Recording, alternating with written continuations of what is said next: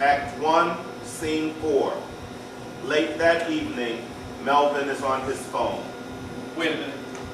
I think I heard. Yeah, that's them now. I'll call you back after I kill him. Or you can just watch the report on the 11 o'clock news. I'm not going to hurt him, Xavier. I'm just going to kill him. We're back. So I see. Back from where? Just, before you jump all over the kid.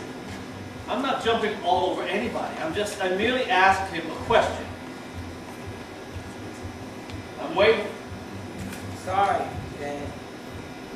Sorry? For what? For getting home after 11 p.m. on a school night when your curfew is 9 o'clock? Yes, sir. Well, I guess I can understand that. It may even be forgiven. Although I seem to remember the house rule being that you would call one of us when you were going to be late. I haven't heard any lightning or thunder. Was there a storm tonight that knocked out the landline? Did I accidentally forget and leave my phone on mute? No, sir. And if I go and get my phone, will I find a voicemail or text from you at 9 p.m. letting me know that you were going to be late? No, sir. No. Well, I suppose I can understand. I might even be able to overlook that if you boys were working so hard to finish your history project that you just lost track of time. Is that what happened? Not exactly. Well then, why don't you tell me what happened? What exactly did happen that caused you to come strolling in this house almost 2 hours past your curfew? And why, after you specifically told me that Nelson's mother was going to bring you home, you had to call your father to come and pick you up? Can we talk about this in the morning? I'm kind of tired. Really? Strange, because you obviously weren't tired at 9 o'clock. You don't appear to have been too tired at 10 o'clock. And yet now you're tired. Well, you know what? I'm tired too. Tired of waiting for an explanation that I shouldn't even have to ask for. And if I have to wait much longer, fatigue is going to be the least of your problems. I already talked to him in the car. Well, I wasn't in the car, was I? So I think in addition to that weak apology, somebody owes me an explanation. Okay. I didn't go to Nelson's house. I mean, I did. They simply left. So not only were you not doing what you said you were going to be doing, you weren't where you told us you were going to be. No, sir. So anything could happen.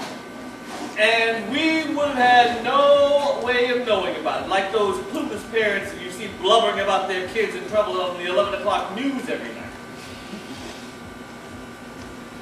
Where were you? We went over to this girl's house. What girl? Where? Over in Northeast. I don't know her name. We were talking to her and some of her friends on Facebook. They said to come over. And you did. To some complete stranger's house. I mean, I think Nelson knew one of the other girls. What were you doing over there? Just hanging out, talking and stuff. And stuff. How did you get there? Nelson's cousin's friend was driving. Nelson's cousin's friend. And why didn't Nelson's cousin's friend drive you back? He was going to, but But what? I found out he didn't have a license And he was toasted. toasted. I mean, he had been drinking, so I didn't think I should give him the car. Oh, so you finally decided to think. Better late than never. Who else had been drinking? Everybody, I guess. Everybody except you. Well, not exactly. Now, I could simply come over there and smell your breath, but as angry as I am, I don't think you really want me that close to you right now. I don't think that would be safe for you or your nearly $5,000 worth of not completely paid for orthodontia. Okay. I had a beer. A beer. And a couple of wine coolers. Okay. I don't even think I want to hear you. There isn't anymore, that's it. I think that's more than enough, don't you? Now, I want you to overlook your tiredness long enough to go into your room, gather up your laptop, your iPod, your Xbox, your television, and your cell phone. I want you to bring those items in here and put them right there on that table.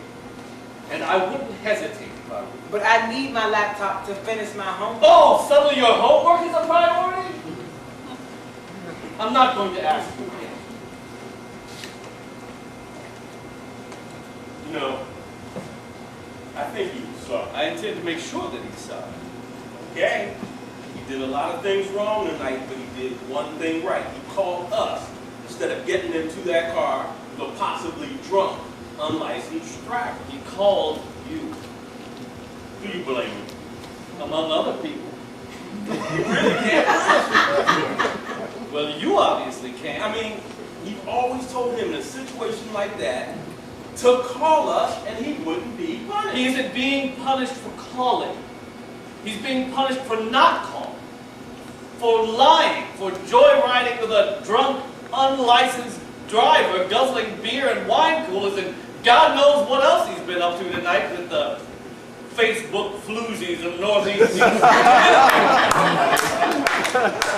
At the end of the day, he only called us because he trusted us to keep our word. There seems to have been a lot of misplaced trust. Come on, Mel. It's the principle involved. The next time something like this happens, do you want him to get in that car and endanger his life just to keep us from finding out that he fucked up? I don't want there to be a next time this happens. Chris is trying to grow up too fast, and you encourage him. I don't know about encouraging him, but you might as well face the fact he's still going to grow up. Sooner or later, we all do. Some of us more later than sooner. Now, since you're so tired, we will talk about when, if ever, you may get these back to Mom. Go Sorry. to bed. Sorry, Dad. I know I messed up, but I'm sorry. Sorry, Bob. Nice, son.